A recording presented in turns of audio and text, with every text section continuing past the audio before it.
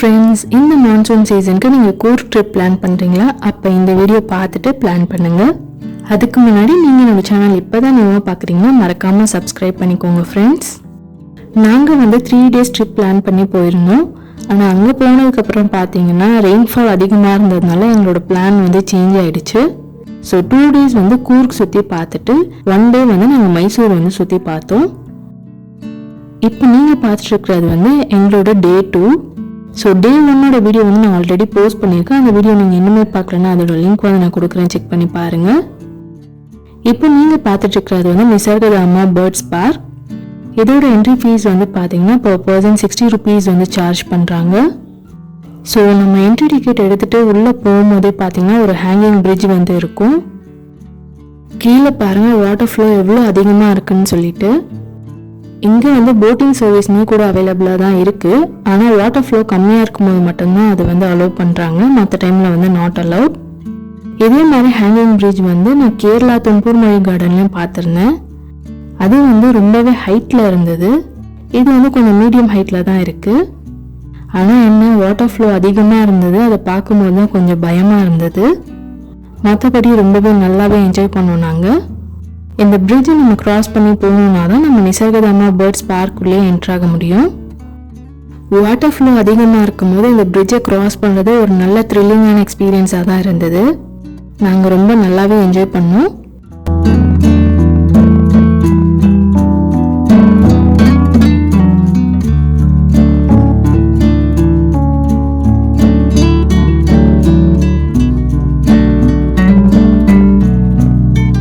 Bridge cross பண்ணி நம்ம வந்ததுக்கப்புறம் பார்த்தீங்கன்னா இந்த மாதிரி ஃபுட் பாத்ஸ் இருக்கும். ஸோ நம்ம அதில் ஃபாலோ பண்ணி அப்படியே நடந்து போய்கிட்டே இருக்கலாம்.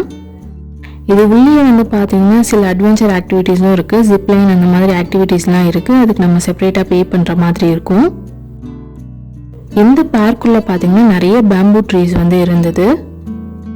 அங்கங்கே பார்த்தீங்கன்னா ஸ்டாச்சூஸு, அதுக்கப்புறம் சீட்டிங் அரேஞ்ச்மெண்ட்ஸ் இந்த மாதிரிலாம் பண்ணியிருந்தாங்க. அவங்களோட கல்ச்சரை ரெப்ரசன்ட் பண்ணுற மாதிரி ஸ்டாச்சூஸ்லாம் நிறையவே இருந்தது. ஸோ இதெல்லாம் நம்ம அப்படியே பார்த்துக்கிட்டு போய்கிட்டே இருக்கலாம்.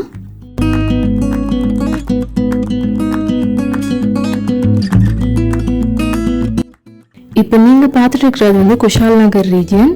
இங்கே என்ன மாதிரி பிளேசஸ்லாம் இருக்குன்னு பார்த்தீங்கன்னா இந்த மாதிரி நிசர்கதாமா பேர்ட்ஸ் பார்க், அதுக்கப்புறம் Dubare elephant camp, Dubare river rafting, அதுக்கப்புறம் பார்த்தீங்கன்னா கோல்டன் டெம்பிள், இந்த மாதிரி பிளேசஸ்லாம் இங்கே இருக்குது. எங்களோட Day 1 நாங்கள் மடிக்கேரி ரீஜன் தான் கவர் பண்ணியிருந்தோம். அங்கே நாங்கள் மடிக்கேரி ஃபோர்ட் மியூசியம், அதுக்கப்புறம் ராஜா சீட் மட்டும்தான் பார்த்துருந்தோம். ஏன்னு பார்த்தீங்கன்னா ஹெவியான ரெயின்ஃபால் இருந்ததுனால எங்களால் அந்த 2 பிளேஸ் மட்டும்தான் கவர் பண்ண முடிஞ்சுது.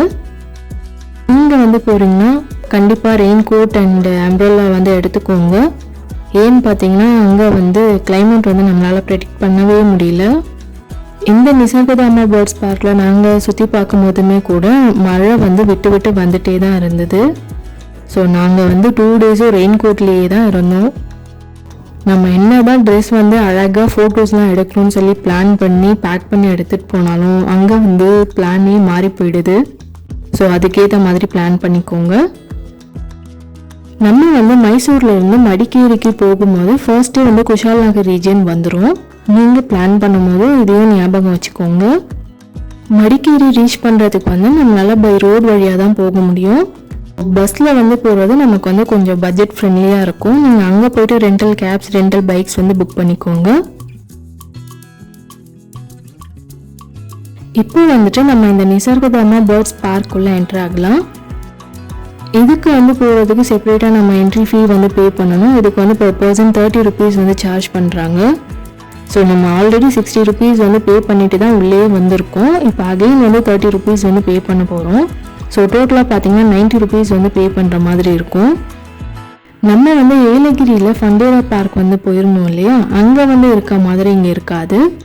ஸோ இங்கே எல்லா பேர்ட்ஸுமே கேஜ்குள்ளே தான் இருக்கும். ஃபீட் பண்ணுறதுக்காக செப்பரேட்டாக ஒரு கேஜ் வச்சுருக்காங்க. அதுக்குள்ளே இருக்க பேர்ட்ஸ்க்கு மட்டும்தான் நம்மளால் ஃபீட் பண்ண முடியும். Madikeri to Kushalnagar travel time பார்த்தீங்கன்னா அரௌண்ட் 45 minutes கிட்ட ஆகும். ஸோ நீங்கள் பிளான் பண்ணும் போது கரெக்டாக பார்த்து பிளான் பண்ணுங்கள். நிறைய பேர் பண்ணுற மிஸ்டேக் என்னன்னு பார்த்தீங்கன்னா, மடிக்கேரியில் வந்து ரூம்ஸ் வந்து புக் பண்ணிடுவாங்க. அதுக்கப்புறம் இந்த மாதிரி குஷால் நகர் ரீஜியனில் இருக்க பிளேசஸ் வந்து பார்க்கணும்னு சொல்லிட்டு வந்துட்டு திரும்ப மடிக்கேரிக்கே போவாங்க.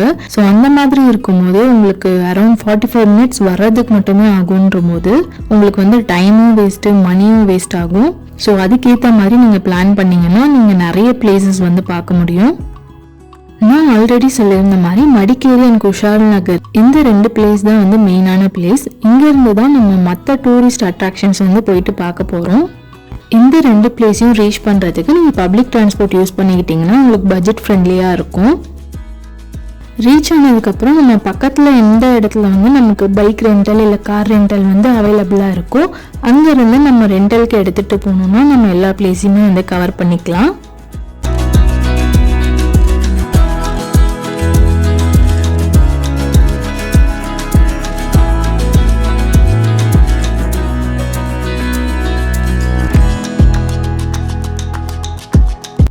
நான் சொன்ன பேர்ட்ஸ் ஃபீடிங் ஏரியா இதுதான்.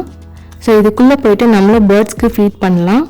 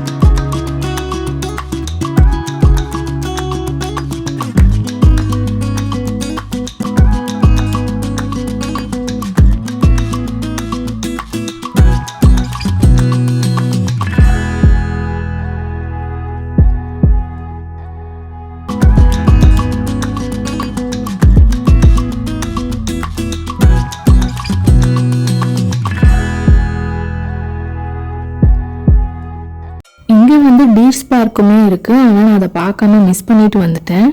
இந்த பிளேஸ் வந்து பார்த்து முடிச்சுட்டு நாங்கள் வந்து கோல்டன் டெம்பிள் போயிட்டோம். இங்கேருந்து கோல்டன் டெம்பிளுக்கு ஆட்டோவில் தான் போயிருந்தோம். ஆட்டோக்கு வந்து 180 rupees வந்து சார்ஜ் பண்ணியிருந்தாங்க. இந்த கோல்டன் டெம்பிளுக்கு வந்து பார்த்தீங்கன்னா என்ட்ரி ஃபீஸ்லாம் கிடையாது, ஃப்ரீ தான். இந்த கோல்டன் டெம்பிள் வெளியிலே வந்து பார்த்தீங்கன்னா நிறைய ஷாப்ஸ் வந்து இருக்கும். இது எல்லாமே வந்துட்டு இங்கே இருக்க மாங்ஸே தான் வந்து ரன் பண்ணிட்டு இருக்காங்க. ரெஸ்டாரண்ட் அண்ட் பெவரேஜ் ஷாப்லாம் வந்து அவைலபிளாக தான் இருந்தது. உள்ளே என்ட்ரானோன்னே இந்த பிரம்மாண்டமான ஆர்கிடெக்சர் பார்க்கும்போது ஒரு நல்ல ஃபீல் இருக்கும். இது உள்ளே வந்துட்டு பார்த்தீங்கன்னா அவங்களோட கம்யூனிட்டிக்கான ஸ்கூல்ஸுமே வந்து ரன் பண்ணிகிட்ருக்காங்க. அங்கேயே வந்து அவங்க ஸ்டே பண்ணுறதுக்கான ஃபெசிலிட்டி எல்லாமே வந்து அவங்க அரேஞ்ச் பண்ணி கொடுத்துருக்காங்க. உள்ளே நம்ம போயிட்டே இருக்கும்போது நமக்கு வந்து ஒரு மியூசிக் வந்து கேட்கும். அது வந்து அவங்க ப்ரே பண்ணுறதுக்காக யூஸ் பண்ணுற மியூசிக்னு நினைக்கிறேன். ஆனால் அதை கேட்கும் போது எனக்கு வந்து என்ன தோணுச்சுன்னா, 7ஆம் அறிவு படத்தில் டாங்லிக்காக ஒரு தீம் மியூசிக் வந்து போடுவாங்க இல்லையா, அந்த மாதிரி தான் எனக்கு வந்து ஃபீல் ஆச்சு. உங்களில் எத்தனை பேர் வந்து இந்த கோல்டன் டெம்பிள் வந்து விசிட் பண்ணியிருக்கீங்க? அந்த மியூசிக் கேட்கும்போது உங்களுக்கு என்ன மாதிரி ஃபீல் ஆச்சுன்றது கமெண்ட் செக்ஷனில் கமெண்ட் பண்ணுங்கள் ஃப்ரெண்ட்ஸ். இப்போ நம்ம இந்த கோல்டன் டெம்பிளை அப்படியே சுற்றி பார்க்கலாம் வாங்க. இந்த டெம்பிள் உள்ளே வந்து பார்த்திங்கன்னா நல்ல கார்டன் வந்து அழகாக மெயின்டைன் பண்ணியிருந்தாங்க. இங்கே வந்து நம்ம ஸ்லிப்பர்ஸ்லாம் வந்து யூஸ் பண்ண முடியாது. ஸ்லிப்பர்ஸ் வந்து கழட்டி வச்சுட்டு தான் நம்ம உள்ளே போகிற மாதிரி இருக்கும். அதுக்கு வந்து செப்பரேட்டாக கவுண்டர் வந்து இருக்குது. இன்கேஸ் நீங்கள் ஏதாவது லக்கேஜ் வச்சுருந்தீங்கன்னா கூட அதையும் சேஃபாக வைக்கிறதுக்கும் இங்கே வந்து பிளேசஸ் இருக்குது.